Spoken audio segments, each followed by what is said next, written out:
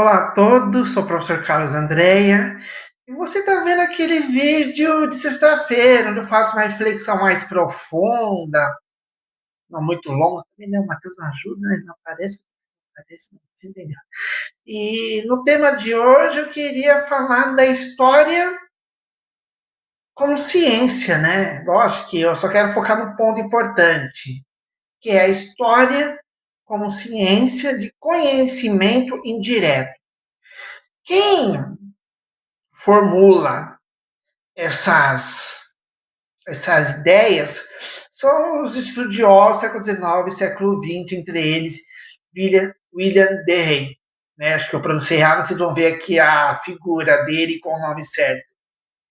Em que eles diziam que a história ela se diferenciava de outras áreas de conhecimento por um motivo bem simples.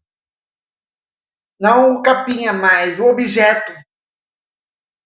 Quando você pega um geólogo, o objetivo dele é a terra, é a pedra, ele está vendo, ele pode pegar, medir, pesar, ver os compostos químicos, as propriedades.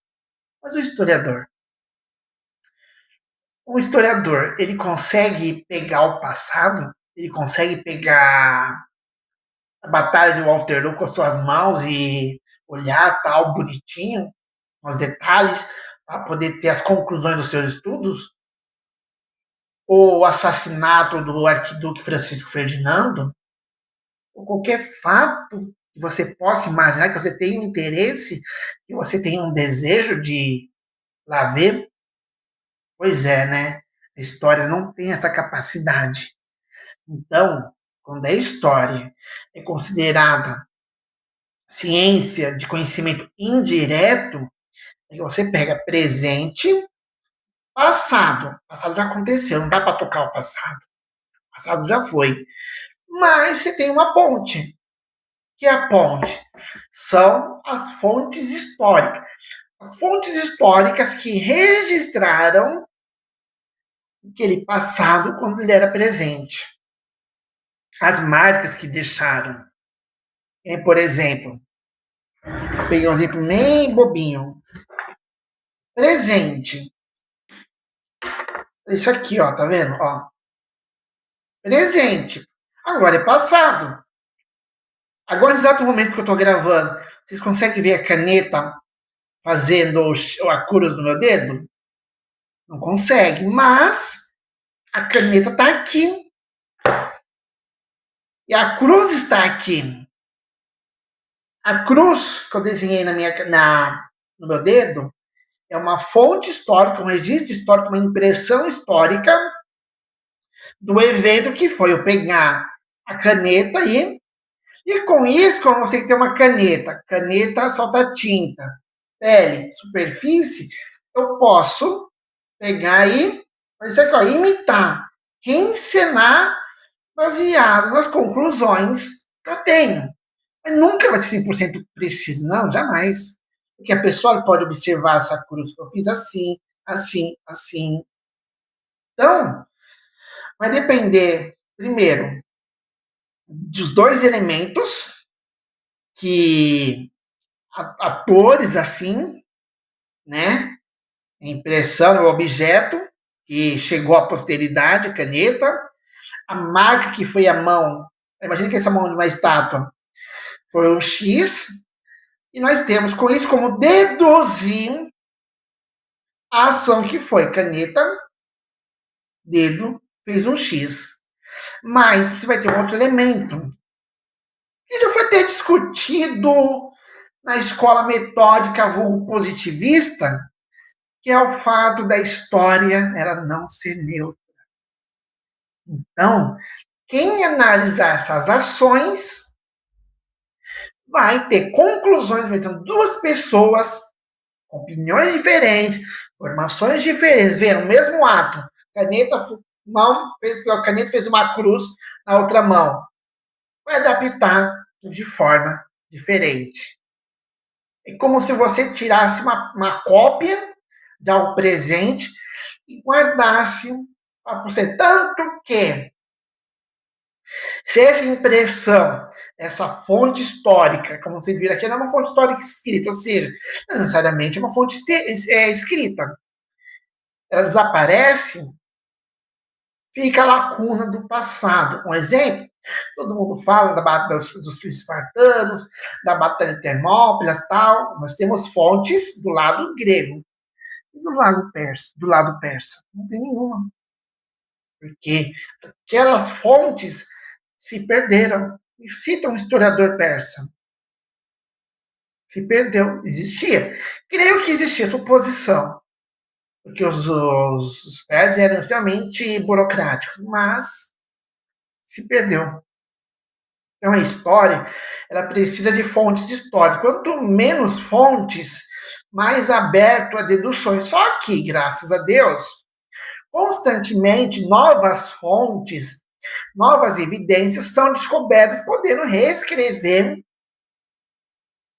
o que se sabe daquele evento. Vou pegar um exemplo meio bobo, tá bom? Sabe qual é a melhor época, qual é o melhor período histórico para estudar a Segunda Guerra Mundial? Um exemplo. Quanto mais recente o estudo, melhor. Por quê? Porque quanto mais vai se passando os anos, mais documentos são liberados, documentos secretos, mais documentos são descobertos, tanto que a conclusão de um historiador dos anos 60 é menos apurada que de um historiador dos anos 2020. Por isso, para quem gosta da história viva, da história, né, atual, nós só vamos ter, por exemplo, mais um exemplo bom. Eu gosto de trabalhar com exemplos bons. Guerra da Ucrânia. Só vai ter um panorama de porque certas decisões foram tomadas no nosso momento, em 2026, estão sendo tomadas, de pelo menos 40, 50 anos. E olha lá. Então a história, ela é indireta, né? Ela precisa dessas fontes, mas essas fontes de um tempo para serem analisadas ou menos serem descobertas. E outra coisa que fundamenta, isso eu falei em um vídeo, eu vou falar de novo constantemente, quem me ensinou isso foi a professora Virginia Camilotti, grande historiadora da época velha, foi minha professora na Unimap.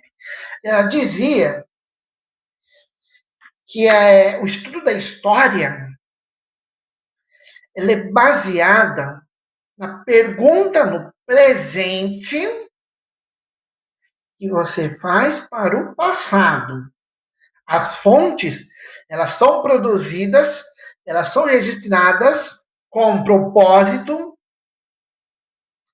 mas para aderir demandas, para aderir desejos, que só vão ser criados, que vão surgir décadas depois.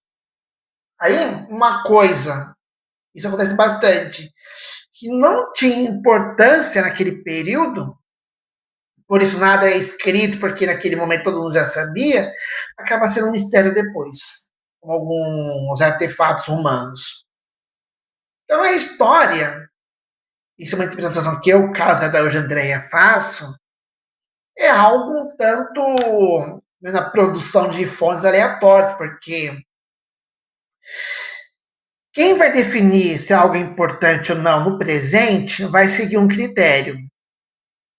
Quem vai definir se aquele mesmo fato no século XXI, no ano 2020, era importante ou não daqui a 100 anos, vai ser outro critério. Daqui a 200 anos, vai ser outro critério e por aí vai. Então, você tem, aí vai na questão da crença de vocês, uma aleatoriedade, ou para quem segue alguma religião, você já sabe o que eu quero dizer. Aliás, obrigado, galera, que vê o Evangelho no Lar. Cada evangelho que eu faço pega mais gente. Tem uma mão invisível guiando a humanidade para o bem ou para o mal. E eu, como cristão, acredito que é a mão de Deus. Bom, acabei me empolgando, vai dar mais de 10 minutos desse vídeo. Se você chegou até aqui, curta, comenta, compartilhe. Para facilitar a minha edição, Eu vou deixar, assim que terminar esse vídeo, eu vou deixar uma foto do cidadão que eu peguei como exemplo, foi um dos primeiros a dizer basicamente isso que eu estou dizendo agora, tá? Para quem se pegar por acaso alguém que estuda história, estudou história na faculdade, isso que eu estou falando é coisa básica, é o beabá. Todo mundo que profissionalmente estuda história tem que saber o que eu estou falando. Quem é de fora vai achar algo incrível. Eu, por um lado, sei que eu tenho que saber isso, mas por outro lado eu acho fascinante, não é porque é um beabá, é porque é as primeiras letras que você aprende com a professora a desenhar no estudo da história, que não seja algo fascinante, que não seja algo brilhante. Muito obrigado, um beijo a todos.